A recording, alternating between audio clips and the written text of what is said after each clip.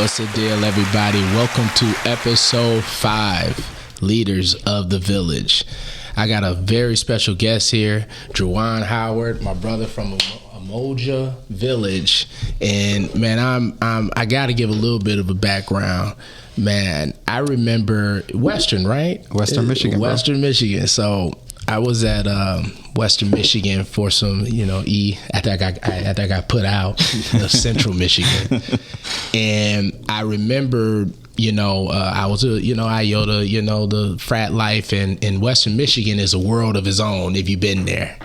It is a lot of student life. And I just remember seeing this young brother. I didn't know what exactly he did, but dude it just was a shine about, how you be at the campus, it was Bernhard for us. No, definitely. The UC and all of that, the student center. Mm-hmm. And it's always the one student that is just everybody gravitating to him. He just had a shine about him. And man, listen, and even then he was a community guy.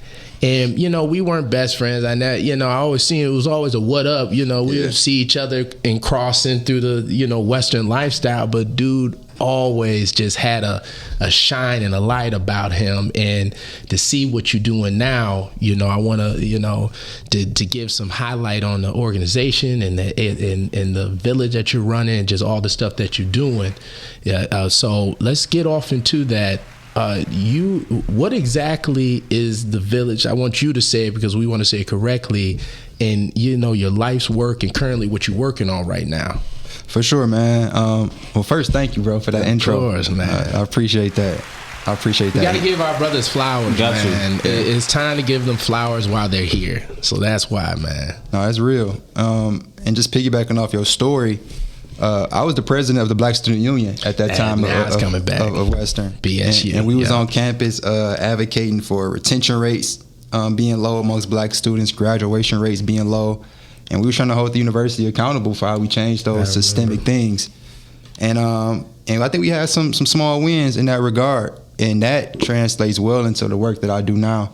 So I founded an organization called Umoja Debate Team at the time. And my goal was to always be a lawyer right after undergrad at Western. Okay. I was supposed to go right into law school, but I graduated during the pandemic. Really? Okay. Yep. Okay. And I didn't want to do law school virtually online.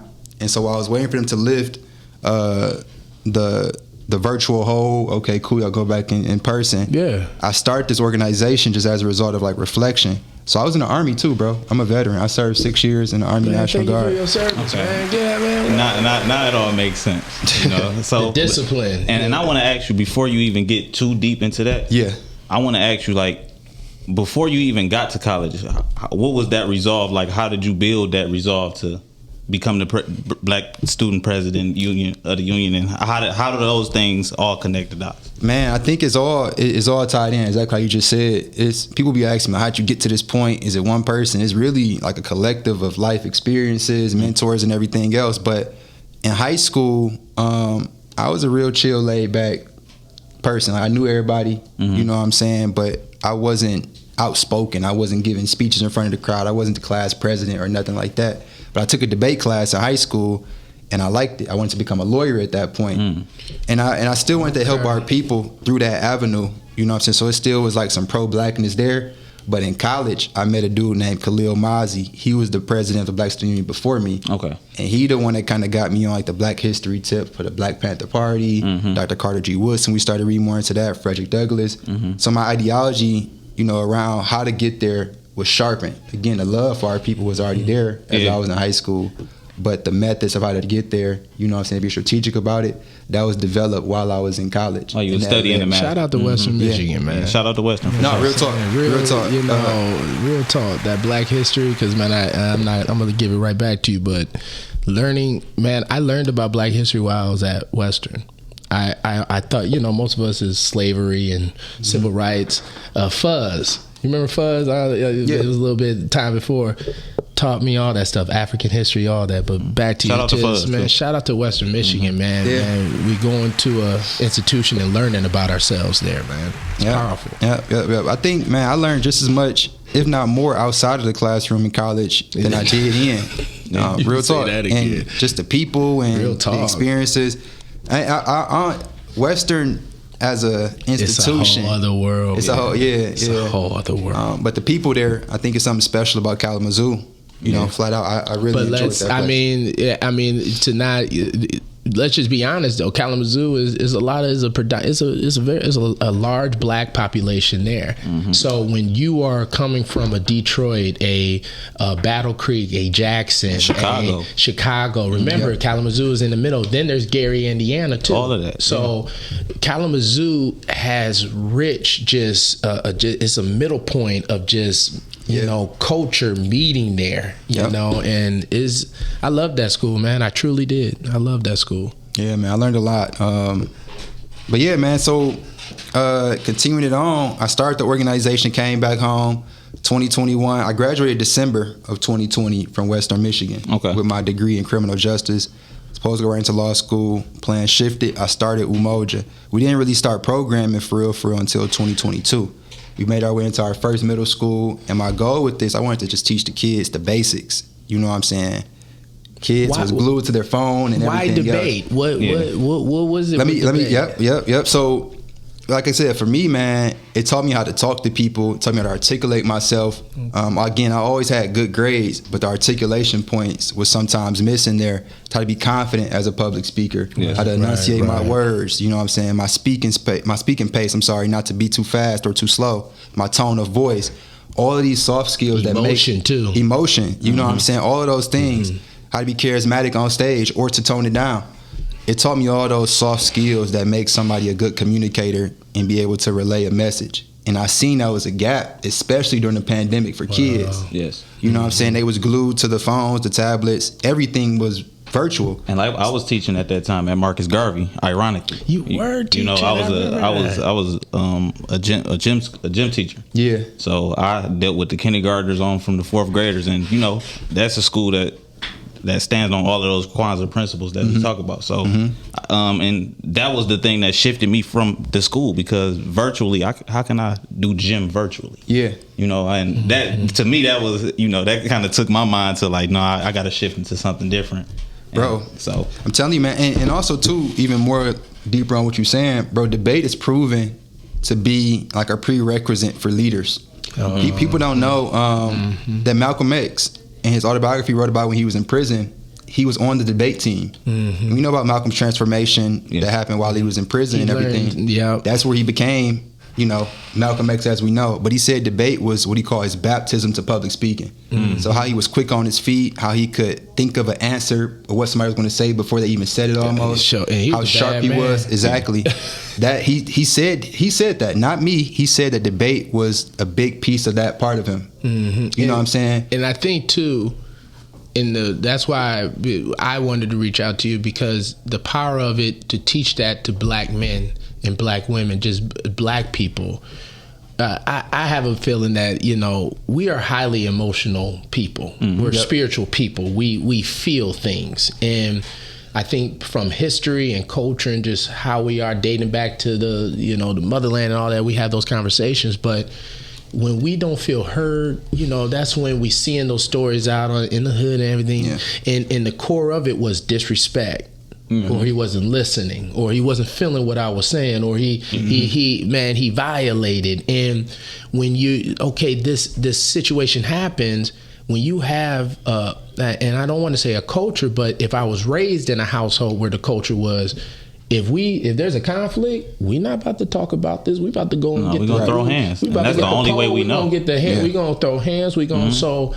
Teaching us how to speak about an emotional topic without going overboard is powerful. So man, I just no, thank you, bro. And that was a big piece of it. Conflict resolution, and that's emotion, CBI. and CBI emotion regulation. Man, prisons and stuff is filled with people who weren't able to take a deep breath and walk away right quick, or think, or express himself why I feel this way. And debate naturally is a conflict. I disagree with what you're saying based off this topic, but I ain't about to harm you. We're gonna talk about, I'm gonna prove my argument to be superior to yours using my words and my minds and my research. And what you said right there is important, because when you think about conflict, we only look at conflict as bad.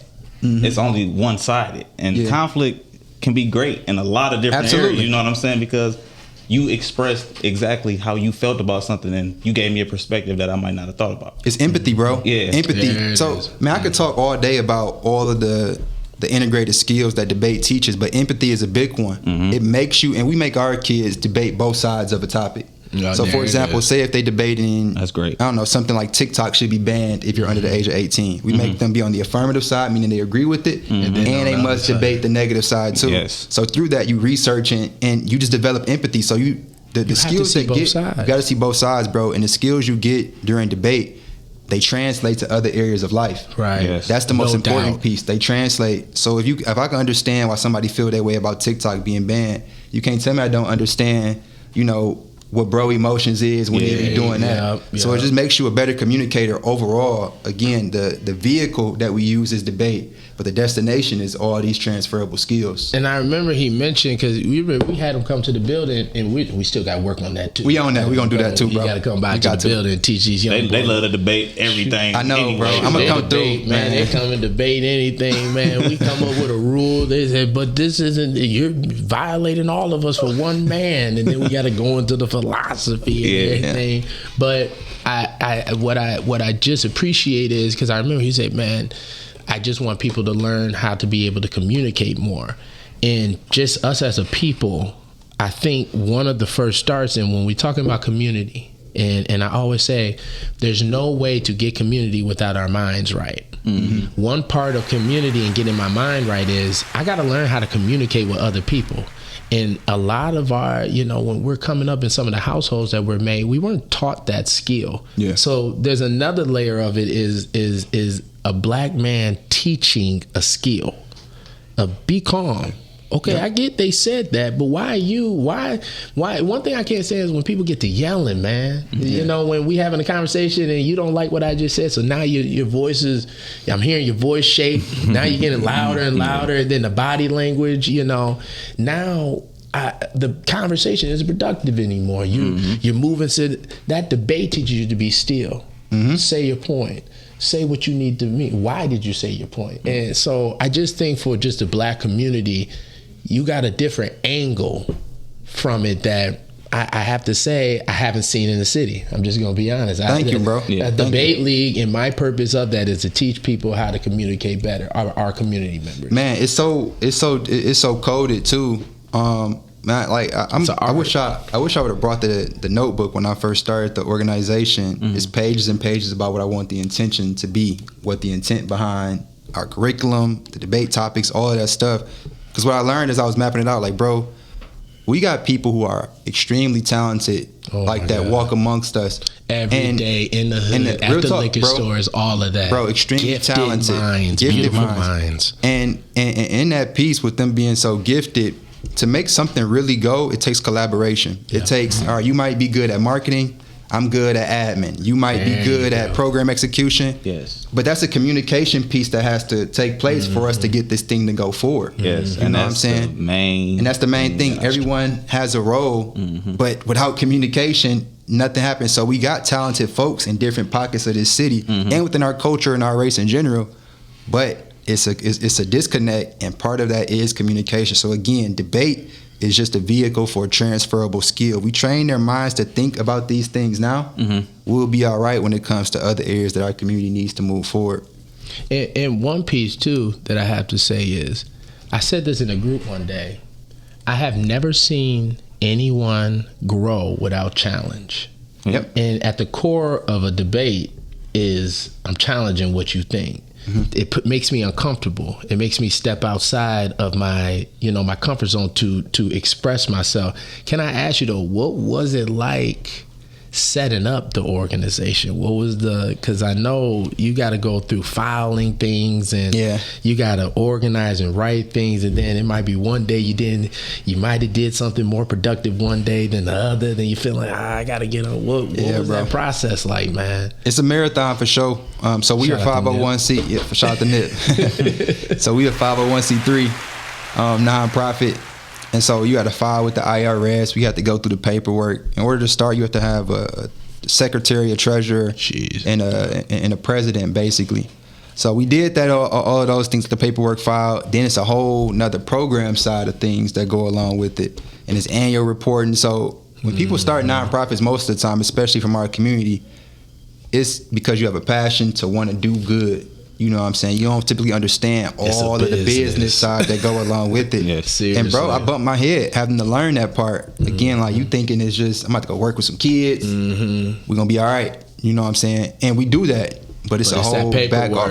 Man, it's a whole thing. So team development, board development, I had to sit down and, again, from a more macro level, I guess, a bigger scale, what I want to do, who do I need to have on my board of trustees? We need somebody that knows money. We need somebody that knows attorneys. We need somebody that knows media.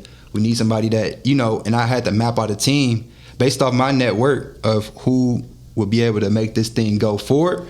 But it was tough, bro. And it's a constant thing you have to continue to do as you build it out, because you don't want to just stay stagnant. Right. So the development of it was, man. Do you feel one thing, and we talk about community, the leaders of the community, it's hard being on the other side. You know, we look at the leaders like, man, I mentioned in Zeke, you don't know that man's phone is going on 24/7 getting a call. As soon as anything, even if I mean right, I'm still wrong. You know, we always, especially with our community, you know, they get upset if we say no, or I can't do this. And you mentioned macro, so I'm trying to do this from the grand scheme of things. So the higher you get up, the more business-minded you become. The more, okay, this is the reason why we have to do this. And some people, especially in our own organization sometimes, I'm not saying yours, but sometimes don't understand the big picture. And it's the challenge, and you know, you're knocking your head against the wall. And how many years you been in now, man, doing this with the village? So it's just two parts to the organization. So Umoja Debate Team at the time is when the nonprofit was started in 2021. We started off at one school, John R. King, used to be called Cerveny on Puritan and Strathmore. Really? That's where we started at. That's where I went to my middle school. I started right back. Everything, this whole, as we tell this story, as we tell this whole story, everything is typically connected to Puritan somehow, some way. Wow. But we start off as Umoja Debate Team in 2021. Paperwork got filed. Programming started at John R. King 2022. That summer, we did pretty well with the kids. The principals began to talk, say, hey, man, I heard what you did at John R. King. Can you bring it to Paul Robeson, Malcolm X? Can you bring it to Bethune? Yeah. Can you bring it to Bethune? Can you bring it to Blackwell? So that summer was the birth of Umoja Debate League. Indeed. So it's no longer just a team now. Now we inside of 4 middle schools. And I was the primary teacher at first. Now I'm teaching the curriculum, and I'm hiring folks to spread the curriculum to the schools. We'll be hosting debate tournaments where all these schools competing against each other. He's saying I'm hiring. Yeah, wow, that's amazing. Man, I gotta hire individuals to do this work. Man, that was collaboration. Bro. You can't do everything on its own. You can't. And so it continued to, for sure. It continued to grow. That fall of 2022, I learned very quickly we can teach kids about community development until we blew in the face, but they go home to neighborhoods. They walking past blight, they walking past abandoned buildings. It's gonna be hard for what we teaching them to stick. We almost sound like hypocrites in that way. So we bought some land. We bought some land right there, Puritan and Strathmore. That's where that came from. That's where it came from, bro. So tying in youth development and community development. We bought 3 lots from the land bank on Puritan and Stansbury, and we transformed those lots. It was liquor bottles, trash. People was using it as a dump site. Planning and stuff. Planning the... Yeah. So now Umoja Village, them 3 lots, man, is a beautiful space now. So had trash and everything there. Now kids play there. We got a 24-foot stage. We got a garden out there. We got a community tool shed. We got several murals. It's a neighborhood park now that we own and we bought. We transformed with our own hands. So you mentioned Zeke from New Era, and recently they just had like a hood to hood programming that was on Puritan. Can you speak more about that? Yep. So continuing that story, because it's all tied in. Okay. So on Puritan and Stansbury, we got them lots. That's where Umoja Village sit at, where our garden and everything, the whole community outdoor space. Last year, I bought a building on Puritan and LaShore. Right, the building, The building, that's going to be called the Howard Family Bookstore. We're going to be opening that up probably the next 2 months. Okay. We're going to sell coffee, tea. We're going to have rooftop seating at a coffee shop on Puritan. So you're making like a almost like a community gathering and be able to provide to pay. All of that. Okay. And so in preparation for the bookstore opening up next month, again, this is 1 block away. This is all within like a 2-block radius. That's gonna kill it over there. Yeah, man, it's gonna be beautiful. And within that, Zeke and I talked, and he came inside the bookstore. That building sat vacant for 20 years, bro. I bought that building after sitting vacant for 20 years. I've been revitalizing it for a year. And our grand opening, like I said, we looking at maybe Juneteenth. Don't hold me to it, man. But you need that invite. We gonna be there for sure, bro. We gotta show up. Say less. And then, but back to the hood to hood part with Zeke. In preparation for promo, he like, bro, let's kick off our hood to hood right there across the street from the bookstore. Get folks familiar with the space. You know what I'm saying, and just get people excited. That's what that dude is, man. And that's when we worked together to do everything, and the hood to hood was successful. I don't know how many people was out there, but it was over 100. Man, for sure. He had everybody. Jalen Rose was out there, man. Yeah. I couldn't, man. I got all these kids now, man. I can't, man. I'm limited, man. My wife, man. I mean, we got 4 kids now. Yeah, and ironically, that's where me and JerJuan actually met at a New Era event. Yep. At a table. So right there at Liberty. Zeke been bringing a lot of. That's a powerful dude. A lot of young brothers together that want to continue to transform the part of their community where they from. Absolutely. And that's very honorable and something that not only I value, that me and John value. Yeah, man. It's important work that he does. Hats off to him, bro. He puts people on, man. It's just people like that I respect, man. It's not about he understands clout, but he knows how to, it's not that negative way of it. He understands that it's got to be on the internet and all that, but the way, if he sees you doing something real, he just pushes people in a way that it's not a lot of guys like that. It's not a lot of brothers like that. So shout out to Zeke with that, man, real talk. But back to, now you mentioned the building. Now, we were talking about Puritan. If you know Puritan and Fairfield, at one point that apartment building was like the Carter over there, and Pastor had to clean it up, and it was so much dope in there. It was so much just criminal activity, and then the whole block was infected by the behavior that they were doing. And so what I'm asking is just, what was the process just emotionally and just even down to the logistics, getting that building together? Because getting a building together is not easy. It's not. That's not an easy feat. No, it's not at all. So thankfully, this was a private sale. An attorney, his name was Adam Shakur. It was in his family's trust. Once he passed away, they had the option to sell it. I so happened to be searching for a building at the time. It was God, bro. It was divine. It sound like it, yeah. And I ended up getting the building. So with that one, I didn't have to do a whole lot of demo and cleanup. It was honestly just a shell. So we had to come through and do our own electrical and plumbing and HVAC. But bro, you had to do clean it up, demo, knock walls. Yeah, I mean, work probably. Yeah. Well, so we did do some demo on the upstairs. It's a 2-level building. We did some demo on the upstairs. For the most part, it was some light. We used one dumpster, and we was able to kind of do what we need to do in that aspect. But you saw the you had to see the vision. Oh yeah. And that was my next question. Like, is it a blueprint or something that you already got laid out? Yeah. I can. Y'all want to see it now? Yeah, I would love to see that, of course. But I think too, even to just, I think leaders. I believe some leaders have the gift of vision, and I think that you can look at a building and think, that's just a shell. I see a book. I see a bookstore, bro. I see rooftop seating. I see this. I see it that, and to see you have that, to turn that building, because I know that building. I've been around Puritan now. I've been around now. I ain't from the hood, but I know it a little bit. So I've been over there, and to just see, and back to the village part in the lot, I think it's so powerful to use the power of planting and gardening, and here's why. I just recently got into, you saw if you see my backyard and my house, the garden, man, I got my flowers all over the place, and I did it because I wanted to, I got to sell the house, landscape and sales houses. But then what I got out of it was patience, and And what I learned was you can't plant a seed into infertile ground. Yep. You have the ground has to be clean, it has to be pure, it has to be organic. Yep. And then you think, okay, it has to be pure and clean. No, it needs the bugs and the organic, man. When you see worms and all of that, one man like, oh no, that's good because that's life. Yeah. And as I was getting deeper into planting and everything, I connected it so much more into mental health and whatnot. Yes. And you could sit here all day, talk about trauma, what you went through, how I can help you live with that. But if I'm going back and my soil is infertile, across the street is blight.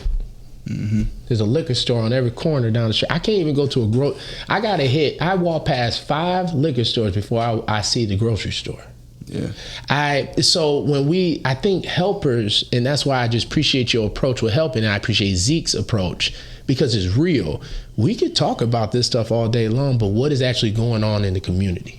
When that person is going into their bedroom, when they're going into that family house, what is the soil that they actually are dealing with? If I'm not dealing with those if I'm not dealing with those issues, if I'm not, he's not, I think he's Batman, a superhero, Superman or whatnot, but it's simple as let's get a lot and let's clean it up.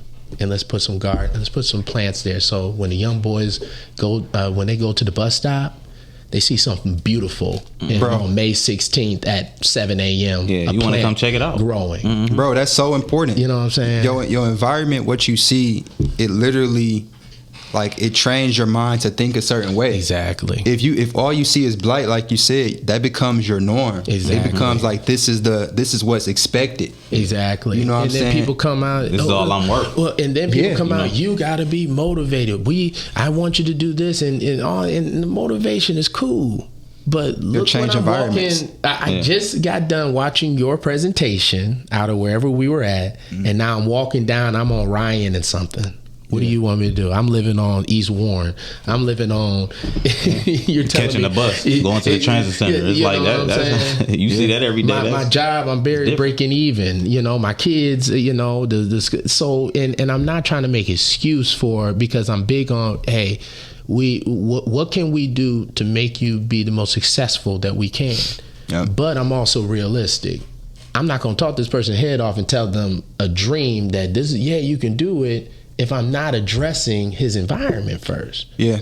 They say we don't make plants or vegetables grow. We just remove the barriers that stop them from growing. Literally. You know what I'm saying? You don't make them things grow. You just remove it. No, that's a bar. Sure. You know what I'm saying? And that translates to people too. Real talk. Like, if you create the right environments, the things will grow. You know what I'm saying? We focus on the right environments, the things will grow. And I think too, and why, man, brother, how you matter so much. That's why I was like, I gotta reach out to him. Man. He's gotta pop out. But I believe in black leadership. I believe in the way I grew up. I grew up watching strong men lead. And it wasn't flashy. It wasn't, and you do it with grace. He ain't all loud with it. You can tell the brother's smart, but he ain't, he ain't flashy, he ain't loud, but you clearly can tell there's a purpose. And I just grew up in a time where I saw that, in different sectors, it'd be a banker, it'd be a doctor, it'd be a this, and they all, even then, because we talked down about the old school a little bit, they did, but back then I remember too, there was an emphasis, at least the men that my dad kept me around, the banker's gonna help the doctor. The doctor's gonna help the businessman. The businessman's gonna. We all are gonna come with our resources. The burden. My expertise, and that's back then. That's what Coleman was making millionaires back then. Black millionaires. And what can you do? Well, I got trailers for dirt. Okay, I'm gonna give you $1 million contract. What can you do? I make skyrise. Okay, I'm gonna give you a contract. And it's that connection of what can you do? What can we come together what value do you help have? And help the community? Yes. And debate. You know how many people in the program can benefit or learn how to articulate and the thing that you said that intrigued me the most was developing your critical thinking and problem solving skills. We get so crushed when certain things don't go our way, and we we close our hearts and our ears to certain other ways of thinking based on just that one thing. And you know, like you say, being able to articulate yourself and be able to look like, oh, there's other options of how I can solve this problem instead of just complaining out about or whatever, or complaining, or you can that's a point you can right put there. in something, anything to replace that. But like you say, every problem is solved, bro. It is everything. I was telling some of my students this, like, bro, everything that our eyes can see started in somebody's mind. Yeah, bro, from the way our phones look to the way that your glasses are, to the way these blinds look, bro, everything. Somebody had a vision and like, I'm about to create this. You know what I'm saying? From the way our cars are structured to everything, design bro. Teams, all of that, the idea, the vision. It literally all started in someone's mind first. Those people are not no smarter than you that develop these things. They're not that part. You know, like, it's all doable, bro. That part. So it's again a combination of like pride and self, a combination of critical thinking, and real talk, like being optimistic. Yeah, that's one thing that we have to really address when it comes to our communities too.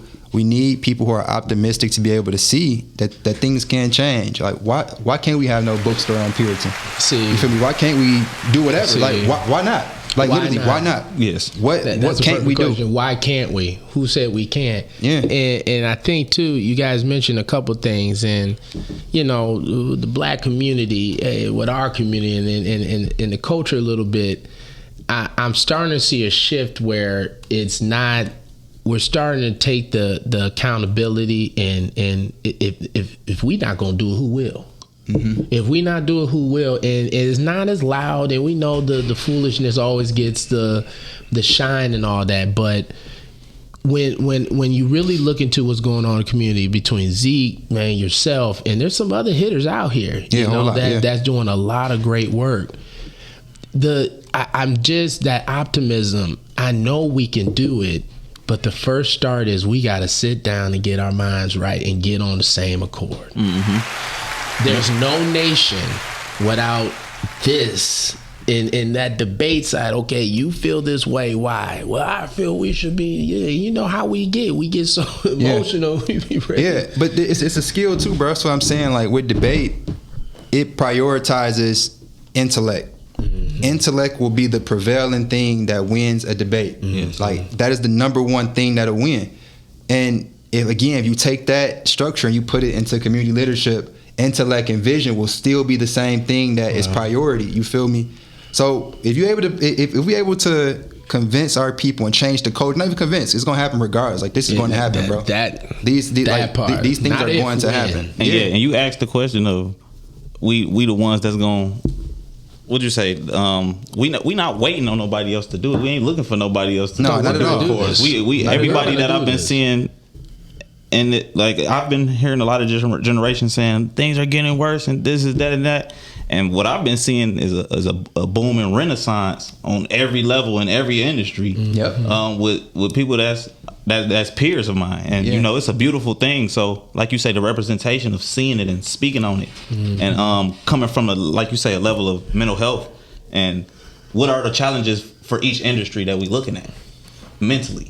So that's what I would ask you, for you being a leader in the community and creating that type of situation of a debate league. What are the barriers that you had mentally that you had to overcome? For sure, man. I think when you traveling within like uncharted waters in general, it's a mental health challenge in itself. God. You know what I'm saying? The anxiety of that alone is the unknown. And I have mentors. You know, I have mentors I might lean on that probably didn't develop the building before or that own a couple of cribs. Mm-hmm. I don't have a mentor right now that does exactly what I do.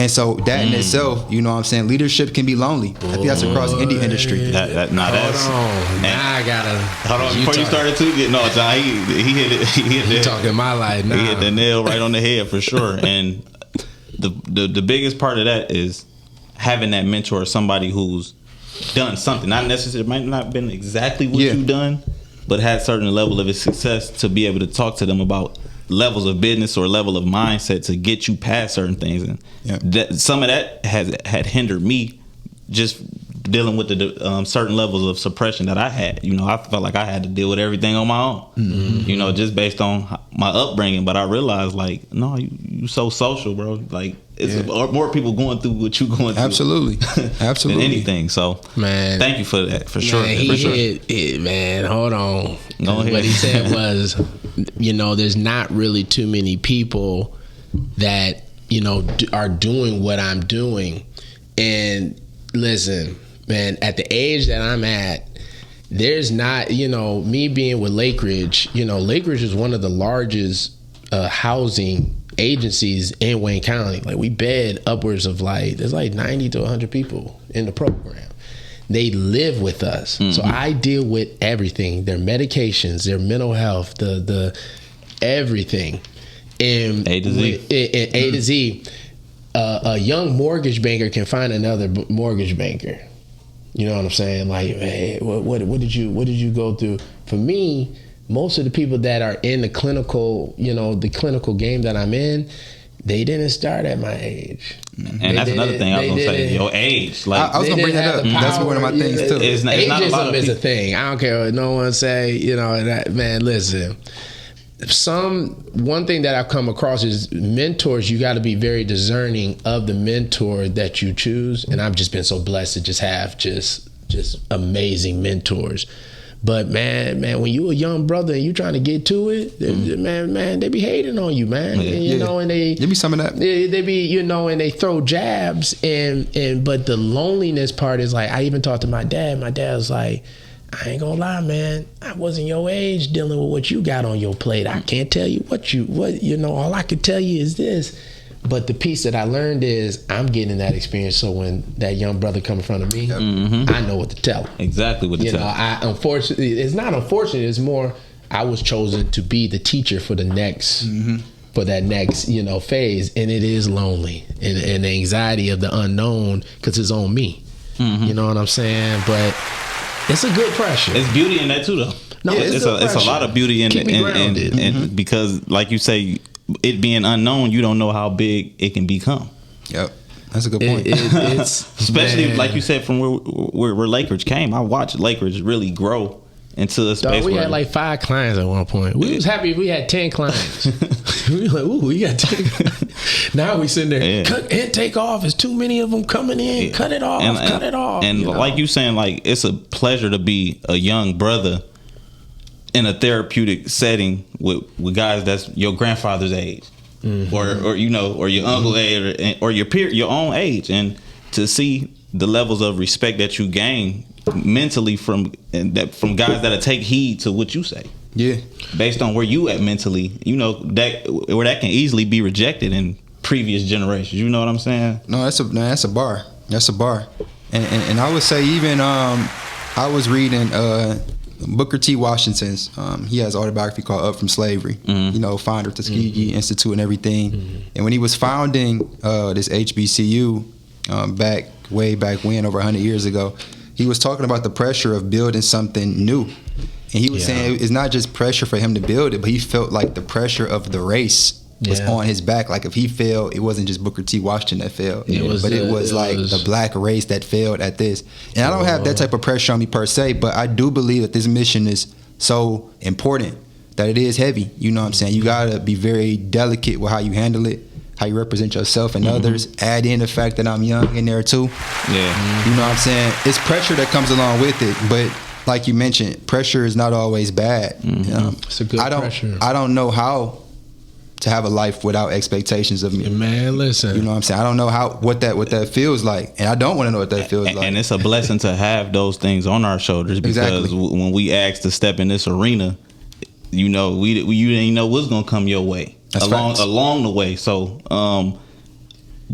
us putting ourselves in a position alone to even just take heed to this is what I'm doing and learning through that's the blessing. But then saying this is what I'm gonna do and do it, you know, and that's one of the things, you know, all these days they talk about what men are and all that. One thing, you know, that I always knew was when my dad said he was gonna do something, it wasn't a matter of if. It was like, oh no, he gonna do that.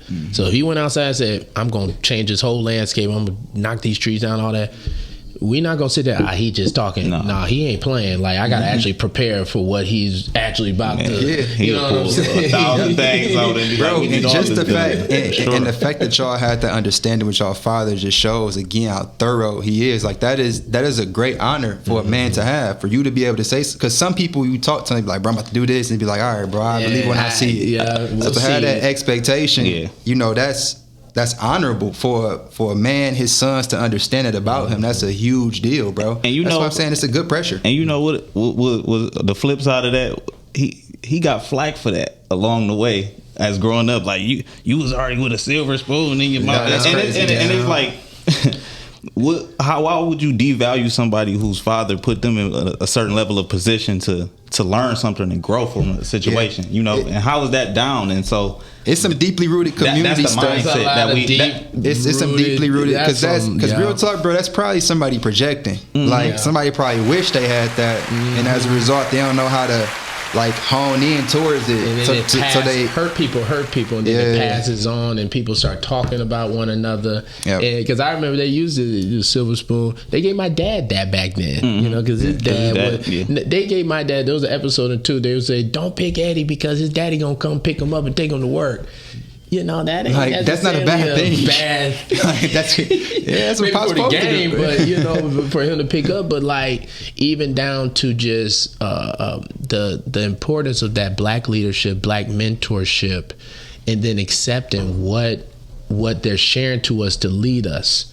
And I just, you know, I just appreciate you were like, man, I got a couple mentors. They did this and do that. You know, and I think some of the older generation got to take a little hit to that because I think there's stories into how we got here. So I can't speak on, but when it come down to young boys feeling like I can't go to the old heads, man, they not going, you know, that is not necessarily, I don't like that being a truth because it isn't. No. There are mentors that are of the older generation, eager, not even wanting to teach, eager to teach because they are the guardian of a, you know, if I'm 70-some years old and I've been the chairperson of this organization for years, who's going to take my reins? Who's going to be the succession? That's a really good point. That's a really good point, man. And you mentioned, for example, like Coleman A. Young and that whole era in the city. I wasn't alive for that. I wasn't even thought of during that time. But bro, it's so much knowledge and game and wisdom that they can pour into me that that can literally be implemented now to help our people. So and they do that too. This is like a true story of I'm learning more about the like how all that stuff worked out. How you just mentioned, I wanted to add on that too. I'm sorry to cut you off, but go ahead. I look at us as the offsprings of that. Yeah. We're no different than those guys who are in that age looking at a new renaissance of what can be. That guy, just to speak, I'm from Black Bottom too, so you know I specifically resonate with that because my grandfather house was in Black Bottom, was a business owner. Was 98 when he passed away. Wow, you know, born in 1915. So I'm just imagining the Detroit history more, y'all. And that's something that I really value because you know Detroit history is Black history. Full-fledged historical record of not only just art, sports, builders, business, great minds, you know, business, exactly. So man, just with Coleman real quick, because my dad, man, because like every day I leave out to go to work, there's a picture of my grandfather with Coleman A. Young. And Coleman A. Young would literally force projects to be dispersed to black contractors. So if you wanted, let's say, a fence, you know, they wanted a fence on a lot downtown or something. A fence, man, we think about a fence. A fence could be almost a $50,000, $60,000, $70,000 job, depending on how large the doggone area you're enclosing in. He would literally make it where the black companies, and that's that affirmative action era too, they were getting in on those contracts, getting the money. And then as they were getting more money, their name, so then let's say like it'll be this huge skyscraper. My dad was an engineer. It'll be a huge skyscraper. The white company has the contract, but Coleman A. Young made it where certain aspects of that project has to be given out to a vendor. So that black company that's gonna lay that concrete, they gonna get that $1 million job, or you ain't gonna get this job. and coming in. He just looked at him, and how he did it was so smart. Yeah, the white company still, because you never was going to stop that, but he forced them to hand off those, like the spiral. Remember we were talking about in episode 2, the spiral staircase on Kobo. The staircase. He said that we laid down the foundation so they can put that infrastructure on top of it. We laid down the concrete for the foundation. You know how much money that's a huge job to do. That's multi-million dollars. So out of the $100 million project, the black companies got 20 of that. He was making millionaires. He was forcing them to make millionaires. And when you look at it from that context, that man was powerful. That's why they didn't like him. That's why they tainted his name. That's why when we think of Coleman A. Young, there's kind of some of those little negative the street politics side and all of that. Yeah. But what choice did he have? He was trying to make black men millionaires, not thousands. We're not talking 50,000, 100. 2.5 million, 3.5, $20 million job. And moving forward for the next, I always say for the next 7 generations, if that's not the code or who's trying to run the city, the concept doesn't run the city. That's what it got to be about. The concept is, man, he's doing something, man, we gonna link where we both gonna win. Yeah. Or even if I might not, we want where I want to win more, where I got to get just as much equal get back from whatever we do from the link. No, if he wins, we all win. If he's on the billboard, who gives a doggone? Puritan is on the billboard. See, with us, man, I'm from Puritan, so I need to be right next to him. Yeah. No, he's on the board because he's representing Puritan, and that's the mindset. In a respectful manner. You know what I'm saying? That adds value to the community and intellect and wisdom, and not just foolishness. Because when I saw the kickoff, I was happy. Yeah. Because Puritan was getting its light. We all can be from Puritan, or we got a business on Puritan, or whatever.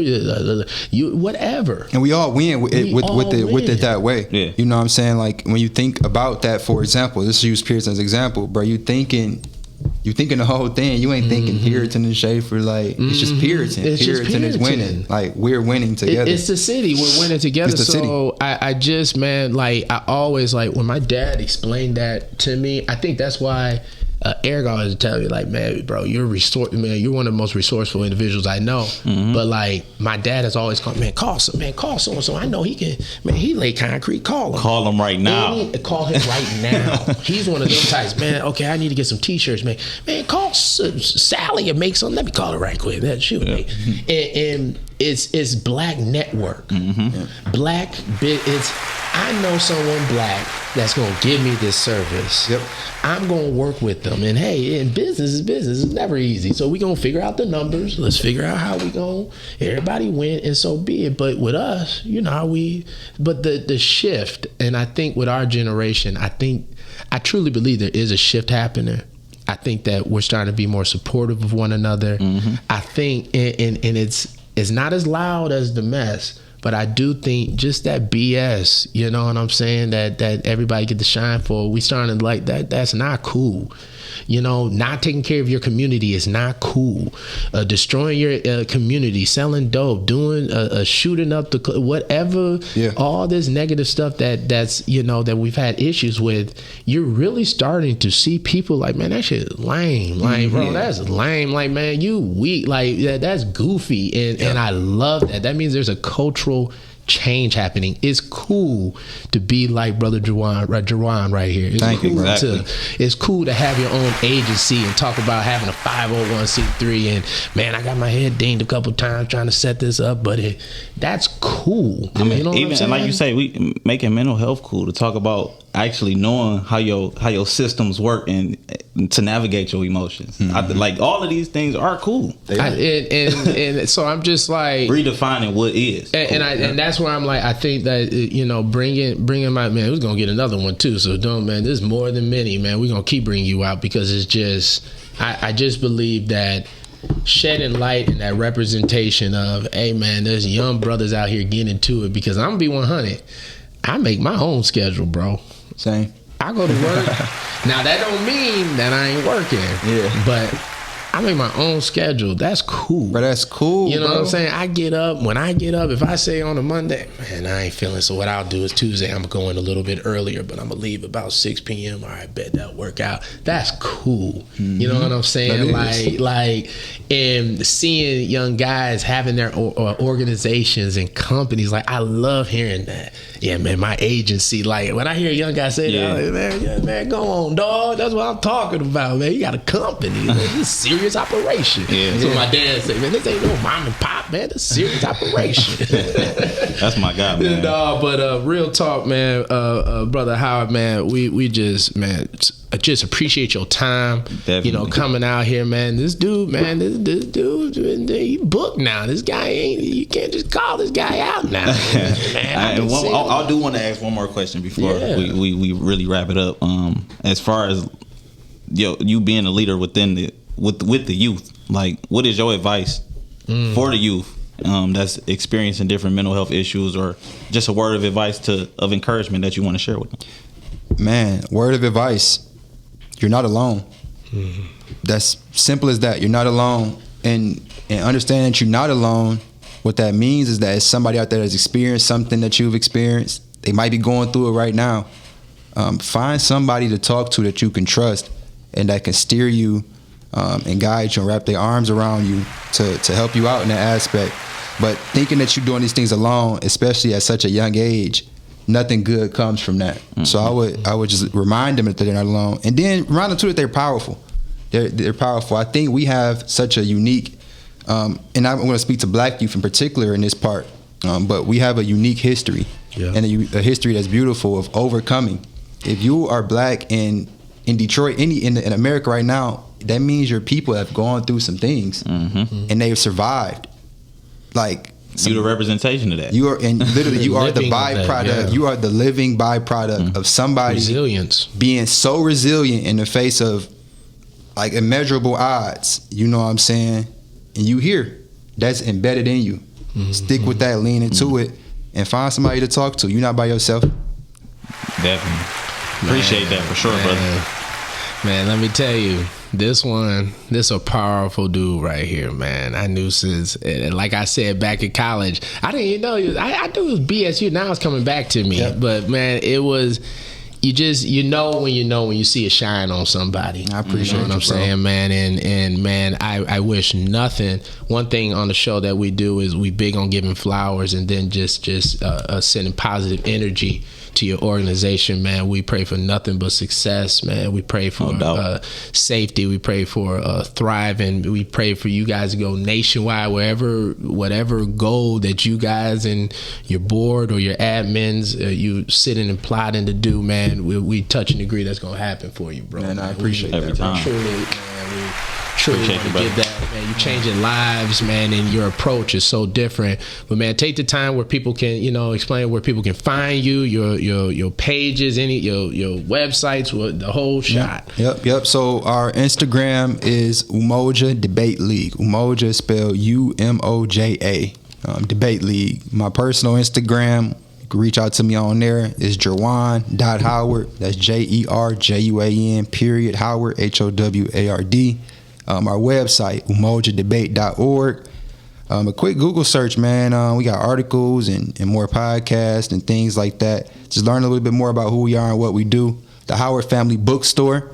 That's the Instagram right there, Howard Family Bookstore. Again, we might be having a soft launch. We shooting for Juneteenth. We'll see. You know what I'm saying? Depending on city permits and all that stuff, but. When is the next debate, man? The next debate, June 7th. All right, it's our championship tournament. I ain't mentioned this during the thing, but we took 15 kids to Ghana, Africa last year. See? Yeah. We took 15 kids to Ghana last year. So that's how our debate league works. From them 4 schools I initially mentioned, we inside of 24 schools now. Okay. And so it's a high school league that has 12 schools. It's a middle school league that has, we're inside 11 schools in the middle school league. Bro, the winning middle school league was Bates Academy. We took 15 kids from Bates. 6 kids from Bates, 6 kids from Henry Ford High School, who was our champion last year, and then 3 kids from Cass Tech. Bro, we was in Ghana for 10 days. Kids from Detroit. the dopest part of the experience. They debated with the kids in Ghana. If you go to our Instagram page, you'll see like all that stuff. Dope. But yeah, that's amazing. Yeah, Ghana too. There's a lot. The next one, please check their website out, man. Yeah, check us out. Check us out. June 7th. If you go to the Instagram, that's gonna be our last debate tournament for the year. It's gonna be at Wayne State Law School. You will find more about that. The time is from 9 until about 4 o'clock. You will get a chance to see the kids debate all these principles and values and stuff. Don't take my word for it. You be able to see it live. Oh my God, man! I want to see one live, man. I got June 7th, bro. You might have to do I got to. You know what I'm saying? Do a little impromptu pod over there. No, come on, bro. We can make something work. Real talk. I love that. Y'all can do it there. Let's do it. For the potential therapists coming up, you know, the young guys, man. Come on, bro. Sit there and watch the debate. I love that. Watch the debate, man. The debate topics we got so dope. I ain't gonna share them on this. Oh, no. The debate topics are crazy. Y'all gotta come out on June 7th. Come on, June 7th. Make sure y'all come out, man. This is beautiful. Where is it at on June 7th? It's gonna be at Wayne State Law School. Wayne State Law School. Wayne State Law School at 9 o'clock. Man, he at Wayne State Law School. Oh, that's a Saturday? Yeah, it's a Saturday. Okay. It's a Saturday. Cool. You're gonna see all the teams compete. You're gonna see trophies. It's gonna be beautiful. Man, I love this, man. I knew this was gonna be a good episode because, man, like I said, this brother has some powerful things going on. They going to Ghana. If you know history over with Ghana, yep. It's a lot of powerful, and that's just, man, it's just beautiful. But man, make sure you guys like and subscribe, follow all the pages, and make sure you guys give Brother JerJuan Howard a follow. Please. Make sure you guys follow the Village and keep up with his powerful organization. We'd like to thank you guys for tuning in to episode 5 of Life on the Ridge. Peace.